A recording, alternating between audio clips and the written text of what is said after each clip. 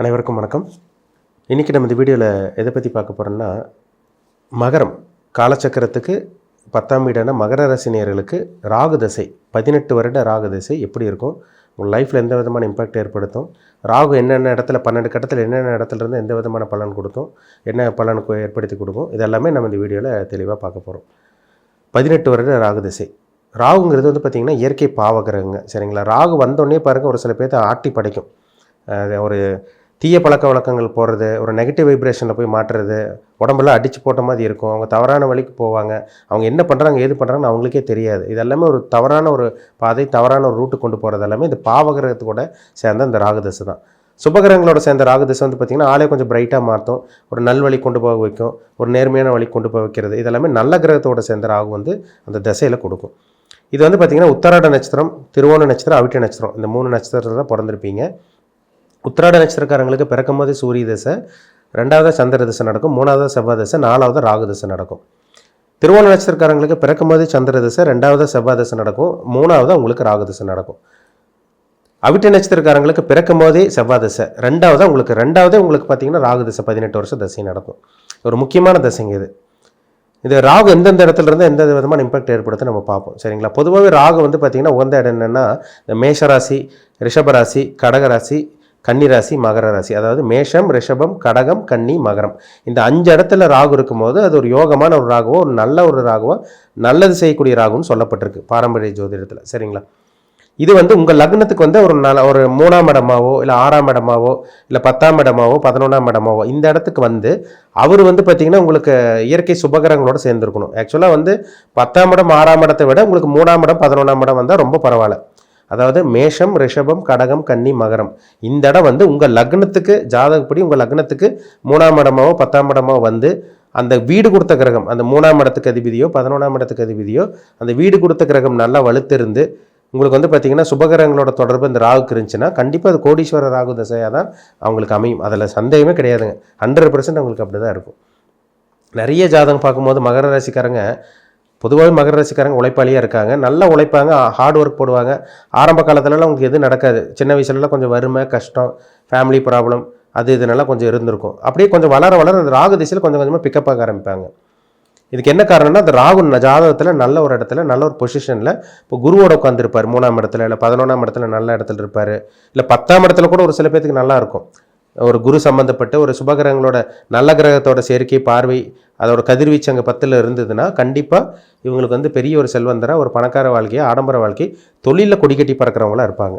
தொழிலாம் கிடையாது, 10ல் ராகு இருக்கவங்க நிறைய பேர் ஐடி ஃபீல்டில் இருக்காங்க, பிஸ்னஸ் பண்ணிகிட்டு இருக்கவங்களாம் இருக்காங்க. அது வந்து தனிச்ச ராகு இல்லாமல் சுபகிரகங்களோட வீட்டில் இருந்த ராகு அல்லது சுபரோட சேர்க்கை ஏற்பட்ட ராகுவாக இருந்தால் கண்டிப்பாக அது மிகப்பெரிய ஒரு மாற்றத்தை அவங்க வாழ்க்கையில் பார்த்தே தீருவாங்க, சந்திச்சே தீருவாங்க. அதில் எந்த விதமான சந்தேகமும் கிடையாது.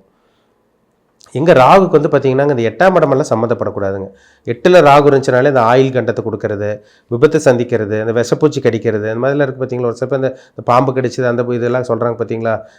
இது உடம்பெல்லாம் ஏதாவது பார்த்திங்களா, இந்த விஷத்தன்மையாக மாறும், இந்த சொரியாசிஸ் பிரச்சனை வர்றது, அப்படியே இந்த உடம்பு கண்டிஷன் அப்படியே மாறும். அவங்களுக்கு கண்டம் ஏற்படும். உடம்புல உயிர் மட்டும் இருக்கும், ஆனால் வந்து பார்த்திங்கன்னா ஹெல்த் கண்டிஷன் அப்படியே தலை முதல் கால் வரைக்கும் ஹெல்த் கண்டிஷன் கம்ப்ளீட்டாக அவங்களுக்கு மாறிடும். இதெல்லாமே இந்த 8ல் இருக்கிற ராகு தான். ஒரு சில பேருக்கு 8ல் ராகு பாவகிரகத்தோட சம்மந்தப்பட்ட ஆயில் முடியக்கூடிய ராகு தசையை அந்த ராகு தசையை அமைச்சு கொடுத்துரும். ஒரு சில பேருக்கு 8ஆம் இடத்துல இருக்கிற ராகு வந்து உயிர் போனவங்களாம் நிறைய பேர் இருக்காங்க. அதெல்லாமே இருக்கிற இடத்த பொறுத்து, ராகு இருக்கிற இடத்த பொறுத்து.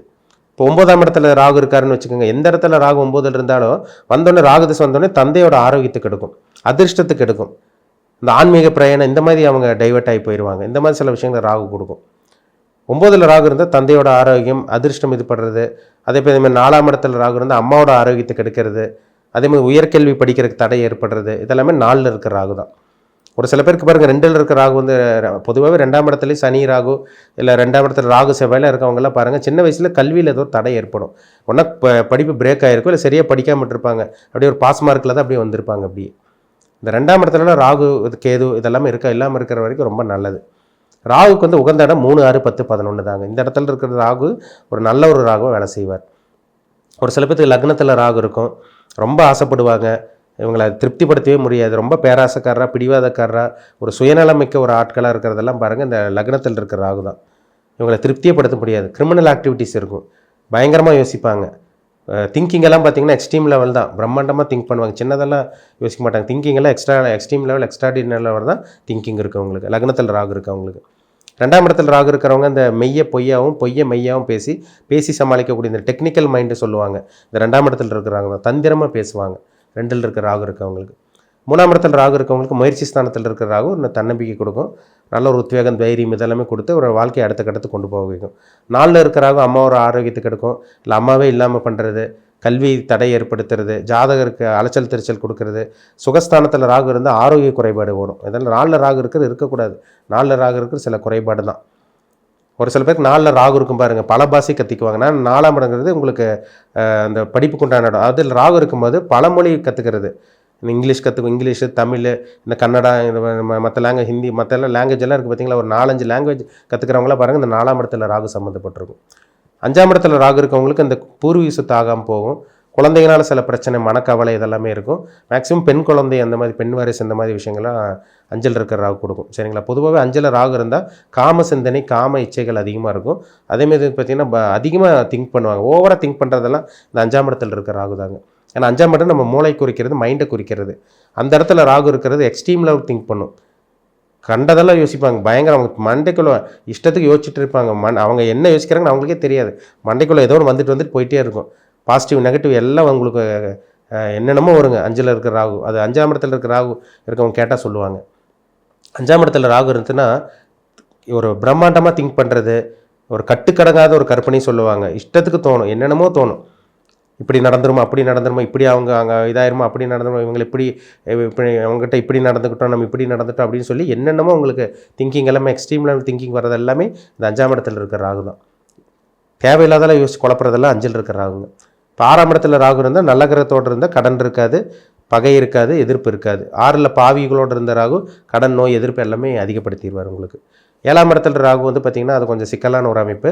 7ல் ராகு இருக்கவங்க மேக்ஸிமம் பார்த்திங்கன்னா லவ் மேரேஜ் பண்ணுறது, வேற்று மதம் வேற்று ஜாதி இனத்தவரோட அந்த கல்யாணம் பண்ணுறது, இந்த மாதிரி எல்லாமே இந்த 7ஆம் இடத்துல இருக்கிற ராகு கண்டிப்பாக கொடுப்பாரு. ஆனால் 7ஆம் இடத்துல ராகு தனிச்சிருந்தால் தனிச்சிருக்கிறத விட உங்கள் சுபகிரகங்களோடு இருந்தால் பரவாயில்ல. தனிச்சு இருந்துட்டாருன்னா பகை வீட்லேயோ இல்லை ஒரு சனியோட வீட்லையோ செவ்வாயோட வீட்லையோ தனக்கு பிடிக்காத ஒரு வீட்டில் ராகு இருந்துட்டாருன்னா தேவையில்லாத தொடர்புகள், தேவையில்லாத illegal contact, extra marital life கொடுக்கறது எல்லாமே, அஃபேர்ஸ் கொடுக்கறது எல்லாமே இந்த ராகு தான். அந்த ராகு திசையில் 8ல் இருக்கிற ராகு முன்னாடி சொன்னால் அது ஒரு டேஞ்சரான ஒரு அமைப்பு. 8ல் இருக்கக்கூடாது.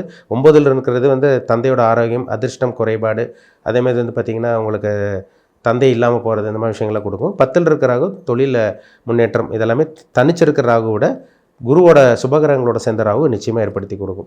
11ல் ராகு இருக்கிறது நல்ல வளர்ச்சிங்க, நல்ல வளர்ச்சி, நல்ல சக்ஸஸ் பார்த்துருவாங்க, நல்ல வேலை கிடச்சிருவங்களுக்கு, நல்ல வீடு வாகனம் எல்லாமே செட்டில் ஆகி நல்ல சொத்து பத்தெல்லாம் சேர்த்து வச்சு, நல்ல நிலவாசெல்லாம் சேர்த்து வச்சு நல்ல ஒரு செட்டில் ஆகிறவங்க ஜாதகமெல்லாம் பாருங்கள். 11ல் இருக்கிற ராகு திசை வந்திருக்கும்.